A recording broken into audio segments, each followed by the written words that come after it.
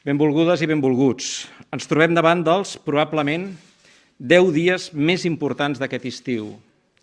10 dies per saber si, amb la solidaritat, la col·laboració i un nou esforç col·lectiu de tots, som capaços d'aconseguir començar a redreçar aquesta crítica situació, perquè si no ho assolim, haurem de retrocedir.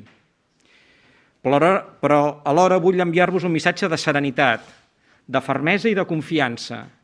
Ara més que mai és hora de dades i d'anàlisis, no de temors sense fonament. Ara més que mai és l'hora del deure cívic i del respecte a la salut del conjunt de la societat. Ara és l'hora de l'expertesa i de seguir els protocols mèdics i de fer-ho plegats i no pas de pensar en un mateix aïllat de l'obligació personal de contribuir. És l'hora d'una nova i gran solidaritat, d'un nou i gran esforç col·lectiu. Es tracta de protegir la nostra pròpia salut i la dels nostres familiars i veïns. Per tant, és imprescindible que tornem a conscienciar-nos que ens hi va la vida. Us demano un gran esforç col·lectiu de participació ciutadana com un deure cívic històric. Ens hi va poder evitar noves i més restrictives mesures que ningú, i jo el primer, no desitgem. Soc conscient que és estiu i temps de vacances, que després del que hem viscut aquests mesos passats hi ha moltes ganes de sortir, d'esbargir-se, de trobar-se amb els amics i coneguts, de fer les celebracions que van quedar jornades, tot allò que no vam poder fer durant aquests mesos. Però no hem tingut la treva que esperàvem.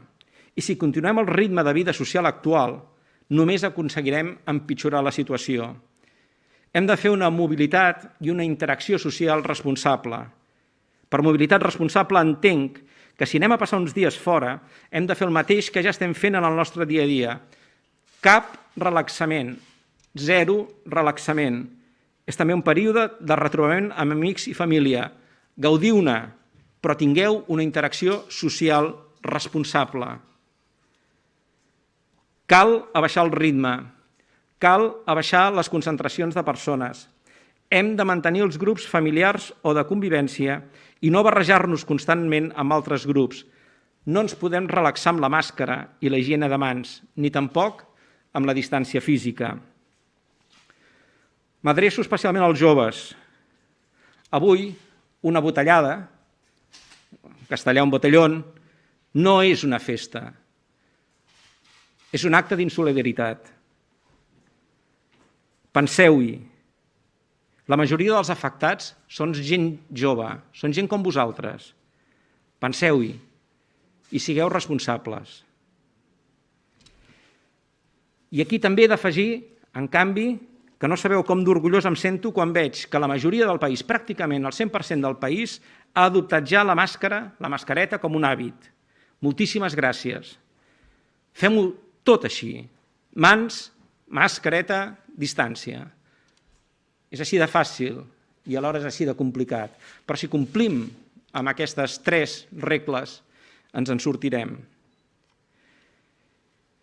Però abans d'acabar voldria enviar un missatge a tots els ciutadans del món que ens visiten o que volen visitar-nos, per dir-los que Catalunya és una destinació turística responsable.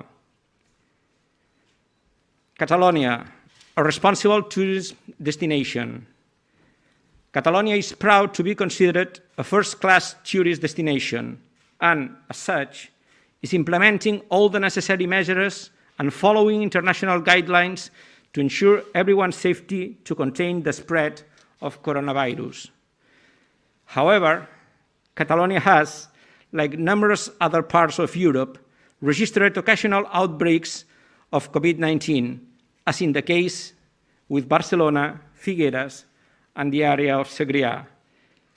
Let me reassure you that all the necessary steps have been taken to contain the virus and that the situation is being closely monitored by the Catalan government. Outside of these 3 areas, major tourist destinations such as the Costa Brava, Costa Daurada, inland Catalonia, and the Catalan Pyrenees remain unaffected and people can travel safely. Public transportation, as well as tourist attractions and services, are operating normally and are closely following their respective safety protocols. The Catalan tourist sector has been providing inputs and solutions on how to best confront the situation from the beginning, working hard to adapt to the new circumstances and to generate confidence for our visitors and guests.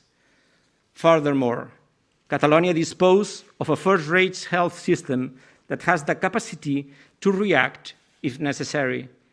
Let me reiterate that we are very proud of our tourist industry. It is taking the pandemic seriously and is committed to applying the highest safety standards. Catalonia is definitely a safe and friendly destination for national and international visitors alike.